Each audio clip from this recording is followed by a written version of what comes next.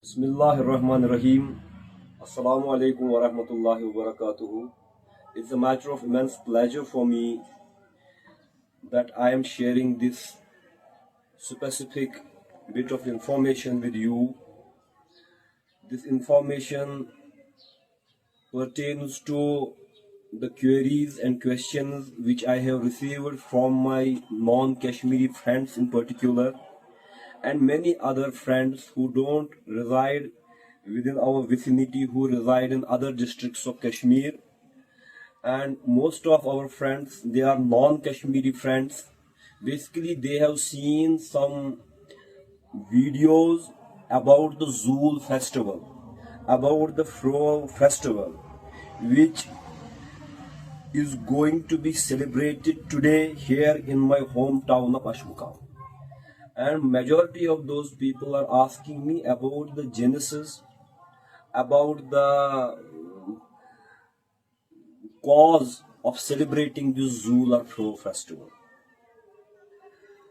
So basically, this Fro or Zool festival, it is celebrated in the entire Lidar Valley and most particularly in the township of Ashmukaam. This my township of Ashmukaam, it is around about 16 to 18 kilometers away from the main district headquarters of Anantnag, which is also known as Islamabad. This Ashmukaam township is famous as a Sufi abode, as a Rishi abode, because one of the patron saints of Kashmiri Rishism, Hazrat Sakhi Zainuddin Wali Rahmatullah Alayhi by name, he is resting here. His shrine and mausoleum lies here upon a hillock inside a cave in Ashmukaam. People generally link this Fro or Zool festival, which means lighting of the fire torches in the dim of the night.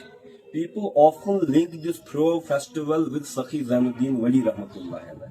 But let me clear this misconception that Fro or Zool festival as such has nothing to do with the Urs or the date of demise of our patron saint Sakhi Zainuddin Wali. This Fro or Zool festival, it is basically that people in the adjacent areas, they assemble together and just light the fire torches. They light the torches which are made of the birch wood, of the pine, of the wood fragments gained from pine trees, and it is that very wood which is burned in the form of a torch, and people assemble with their fire torches upon the hillocks in the vicinity of the mausoleum of Sakhi Zainuddin Wali, and thus they have a celebration of this lighting of fire. So far as linking this Fro festival with Sakhi Zainuddin Wali Rahmatullahi Alayhi is concerned, you must know that Sakhi Zainuddin Wali Rahmatullahi Alayhi's Urs, or his date of departure from the world, it is 12 Wahak. Wahak is one of the Kashmiri months, or you can say it is one of the Bikrami months, one of the months of the Bikrami calendar. And Bikrami calendar or Indian, this calendar, it has many months, like it has Jeth, it has Asad, it has Phagun, it has Magh, it has Wahak. And Sakhi Zainuddin Wali Rahmatullah Alayhi's date of demise, it is generally depicted as 12 Wahak. And that 12 Wahak has passed, I think, 2 months ago. And today, this festival of Fro, it is celebrated in the vicinity of Sakhi Zainuddin Wali Rahmatullah Alayhi's mausoleum. And people consider this very Fro also to be one of the, as an Urs of Sakhi Zainuddin Wali. But having said this thing, that Sakhi Zainuddin Wali's Urs is always celebrated on 12 Wahak, and this year this 12 Wahak was, this 12th was celebrated in the month of Ramadan. So basically, what is the significance of this Fro? If it is not the date of demise or Urs of Sakhi Zainuddin Wali, then why is this Fro or Urs or lighting of these fire torches and bonfires, why is it celebrated in the precincts of the mausoleum of Sati Sandin Wali? This is the basic question which has been asked. First and foremost, we must see that this throw or lighting of these fire torches, it is basically a peasant festival. You can see even in North India, in Jammu, in the plains of Punjab, in the Indo-Gangetic plains, peasant community often on the advent of spring season, they light fires, they light bonfires. And it is basically a farewell to the winter season, a farewell to the stagnation of the winter season, a farewell to the coldness of winter season, and a welcome to the advent of the spring season. Because spring gives the leaves of life to trees, it gives leaves of life to animals, it gives leaves of life to human beings. The spring provides us many avenues and it provides us many opportunities of working. It gives opportunities to the farmers to sow their seeds. It gives new agrarian opportunities, and that is why peasant community on the advent of the spring, they celebrate this advent of spring. Basically, they celebrate the advent of the agrarian season. They celebrate the advent of this activity. They celebrate the advent of life is spring brings with it, and that is why Lohri is celebrated. Basically, it is a welcome to life, and this life is welcomed by light. And similarly, this is our Kashmiri version. I may not say this Kashmiri version of Lohri, but I may say that this is our Kashmiri version of celebrating the advent of spring. When spring season comes, the peasantry and gentry alike, they assemble in this Lidar Valley and in the adjacent areas of Ashmukaam and within the main town Ashmukaam also. And they light these fire torches. That means that they are celebrating this light leaves of spring by lighting fires. It is an expression of warmth. It is an expression of happiness on the advent of spring, because in agrarian societies, it is the agricultural activity which is most cherished. And people cherish this agrarian activity by welcoming it with the lights in the dim of the darkness. But now the question remains that why this advent of spring is being welcomed by people in the sacred precincts of Hazrat Sakhi Zainuddin Wali. You know that in Kashmir, these Sufi shrines and these dargahs and these ziyarat gahs have always been the hub of cultural activities as well as social activities. Anything, whatever befalls us, God forbid, whether it is a tragedy or if it is it is an occasion of celebration, people usually and still used to throng these ziyarat gahs, and in congregations they celebrate and commemorate the events. And when the peasantry, after the advent of Sakhi Zainuddin Wali Rahmatullah here in Ashmukaam, the peasantry thought it worthwhile to celebrate the advent of spring in the compound of Sakhi Zainuddin Wali. Because you know, everywhere in Kashmir, when you see a Sufi shrine, you see a village or a township has developed around about those very mausoleums. And many cultural activities crop up, many social activities crop up there. And in likewise, when we are celebrating of the people of Lidar Valley, when we are celebrating this advent of spring, we Sakhi Zainuddin Wali Rahmatullah Allah's mausoleum provides us an assembling ground where we celebrate the festival of light, and we celebrate in the fond remembrance of our patron saint Hazrat Sakhi Zainuddin Wali Rahmatullah. This is one reason that why people in the Lidar Valley and the adjacent areas, they celebrate this through our Zool festival or this festival of lights. Another reason why this festival of lights is celebrated, some people say that when Sakhi Zainuddin Wali Rahmatullah first came to Ashmukaam, and he went to the hillock where his mausoleum stands right now, and he entered into the cave to meditate there, deeper in the silence of the cave. He first of all, in the dim of the darkness, he lit up a flame, and then entered into the cave. There in the cave, he found many snakes which are known as puhur in Kashmiri. He ordered his disciples to fill those snakes or puhur in the baskets, and basket in Kashmiri is known as purge. And he made his disciples to transport those very puhur or snakes to a geographical entity which is far beyond this Pansal or rocky cliffs in the back adjacent to Ashmukaam. And that very geographical location of place is known as Puhur Pajan. Puhur Pajan, where those snakes were transported in pajis, in baskets. And thereupon Sakhi Zainuddin Wali entered into the cave and he remained there for 12 long years in meditation. And he made this cave a khanka, a Sufi hospice, where disciples used to come there, and he used to enter them into Rishi Tariqa and Sufi Tariqa. And he also used to impart the teachings of Islam to the entire populace of the area. And the entire population of the area, they feel indebted to the personality of Sakhi Zainuddin Wali Rahmatullahi Alayh, that he is the person who came to this Lidar Valley and he made people to enter into the fold of Islamic faith and belief. And that is why when he first came there upon this hillock and lighted the torch, people in fond remembrance and commemoration of the advent of this very patron saint on the soil of Ashmukaam, and in commemoration of his first and foremost his lighting of the spiritual candle there, they always light up these fire candles in the dim of night to commemorate the advent of the patron saint of Ashmukaam, Sakhi Zainuddin Wali, upon their soil. And this is another theory that why people celebrate this festival of lights.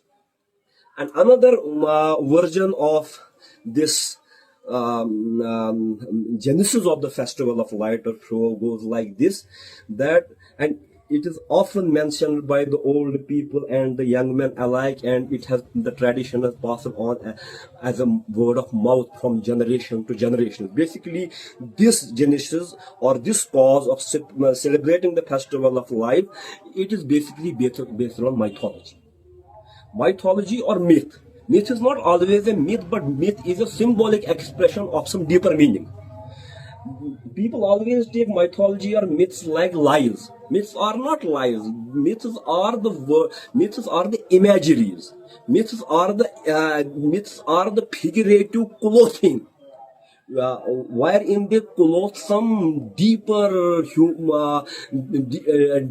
ideas of wisdom. And Hazrat, this is people often say that this Ashmukaam area, it was inhabited by a demon. As I already told you, that there must be no trolling that he is telling the stories of demons. If you believe in demons or not, that is another thing. But this is a myth. But the myth brings a larger point home. That is what we have to see here. This myth, the Kashmiri mythology is often known in Sanskrit as Dandabarta. And this myth goes on from chronicles to chronicles. For example, there are many myths about Kashmir, about Nil Naga, about Nagas and Pishachas, written in Vitasta Mahatma, written in Nilmata Purana, written in Kalhana's Rajatarangini, written in Zana Charitra, and also thereupon in many Persian books and by many Persian chroniclers. And thus goes the myth that why the Zool festival is celebrated. Basically, people say that the hillock upon which lies the mausoleum of Hazrat Sakhi Zainuddin Wali inside the cave, that cave was developed by a demon. And the very demon always demanded from the entire populace of Ashmukaam, that per day I want human flesh and a basket of bread. Then people, in order to avoid the mass massacres, they prepared one among their own community as a meal for the demon. And that very helpless man had to go to the hillock with a basket full of bread upon his head, and thereupon that very person, along with the basket full of bread, he became lunch or dinner of the demon. One day, the duo, father and the son, father Ashson and son Bhimsan. Maybe this Bhimsan may be the same as the Bhima of the Mahabharata. I don't know whether, or maybe this Bhimsan in our own mythology, he may be a Kashmiri version of the Mahabharata story. I don't know, because it's a myth. But myth being is a larger point home. That is why I am telling you the myth, what people say, what is the genesis behind the Zool festival. An old woman was wailing, and she was sitting upon the staircase of her house. She was wailing and weeping. The father and son duo, Ashton and Bhimsan, happened to visit nearby, and they saw the women wailing. Bhimsan, a young warrior, he said to the old woman, "Why are you wailing?" The old woman replied back that my son has today to be sacrificed for the entire population, and he has to go to the demon with the basket of bread upon his head, and he has to become the meal of the demon. Bhimsan, deeply moved by the tears of the old woman, said to the old woman, "Mother, don't worry, today I am going to do the duty at the best of your son. I will go instead of him, and I will present myself to the demon as his meal and with the basket full of bread." An old woman just she gave this basket full of bread to Bhimsan, and Bhimsan went to the hillock where the mausoleum currently lies, and Bhimsan fought in the din of the night with the demon, with the devil. And it is said that for around about a week, the fight, the duel between the demon and the Bhimsan ensued and continued. Eventually, the demon was killed, and Bhimsan raised the victorious voice, and Bhimsan lit the flame of victory upon the hillock. People, seeing that Bhimsan had killed the demon who had been the oppressor of the population, the demon who had done injustice to the population, the demon who had curbed the freedom and who had snatched the freedom of the population, the demon who was an embodiment of injustice, who was an embodiment of oppression, the demon who was the embodiment of jingoism, hooliganism. Bhimsan had killed that very demon. And people lit torches to see whether Bhimsan has actually killed the demon. And in order to commemorate that very victory of Bhimsan upon that very demon, basically this is myth. And it basically means that people always celebrate the victory of righteousness upon wrong. People always celebrate on this day, people celebrate the victory of truth upon falsehood. People celebrate the victory of justice against oppression. And people celebrate the victory of light upon the darkness. And Bhimsan and demon being just figurative characters. Maybe the demon may have been a cruel ruler, and then people, according to their mythological penchant, they took him as a demon. Maybe he may have been a cruel ruler who would have oppressed the local populace.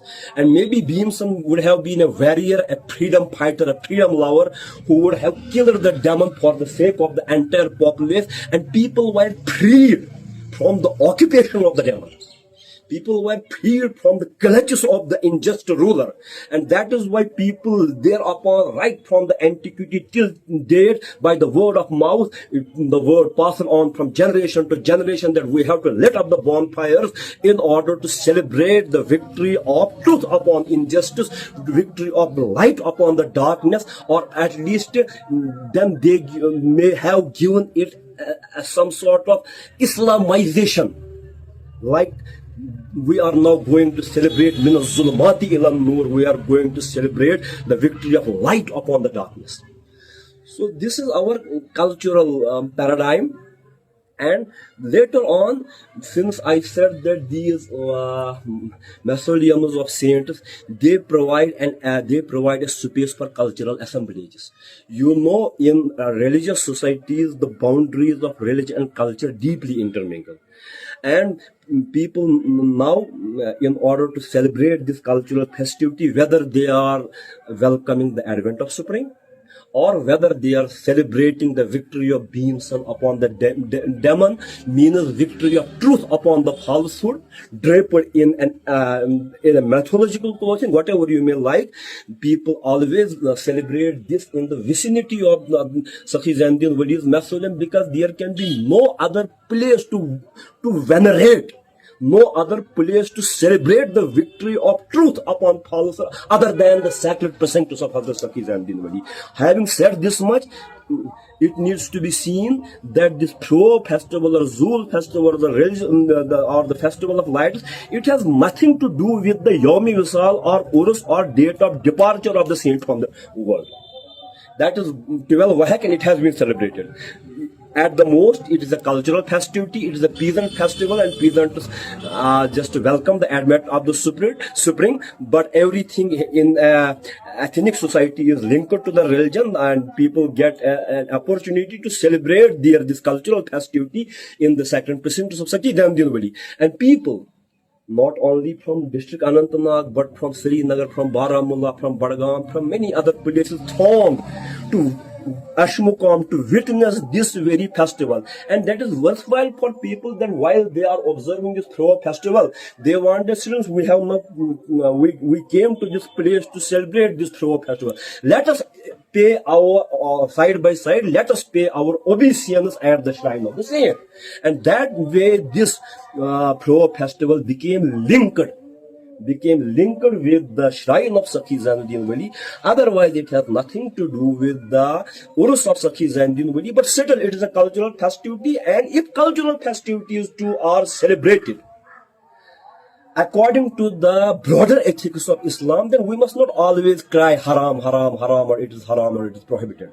You know that even in traditional Arabian societies, for example, even in Saudi Arabia, they celebrate their national day or they celebrate their tribal day settle with people standing in rows and swords in their hands and dancing.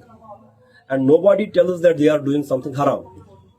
Or for example, during the time of Prophet Sallallahu Alaihi Wasallam, the Habshis, the Negroes, they used to whirl in the mosque of the Prophet Sallallahu or about the mosque of Prophet Sallallahu Alaihi Wasallam with swords in their hands, and that was their cultural trait. But Prophet Sallallahu Alaihi Wasallam never prohibited them to manifest their cultural trait till the time they were performing it within the basic ethical structure and moral structure and the structure of Sharia. That way, if we celebrate the festival of lights, and with this rejoinder, I am taking leave from you. If now we are going to celebrate this festival of lights, that way by welcoming the advent of the spring, because we the majority belong to the peasant community, spring provides new leaves of life and new vistas and opportunities of working. So we celebrate this Pro with this intent, or with the intent that Sakhi Zainuddin, it is the day when Sakhi Zainuddin Wali arrived upon our land, or with this intent that in the bygone days a cruel oppressor was killed by someone who was named as Bhimsan. Whether he existed or not, I don't know.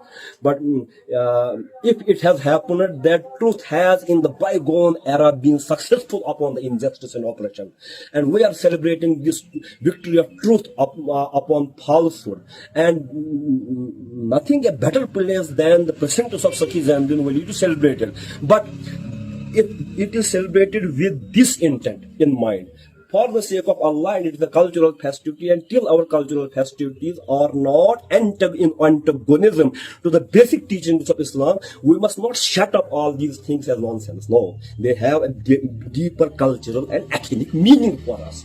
For everybody has his identification, his language, his culture, and it should be respected. Their festivities too should be respected till the time they are not antagonism to the basic teachings of Islam. And with this reminder, that when we are celebrating this festival of Pro, we must not celebrate it as a mark of the veneration of fire.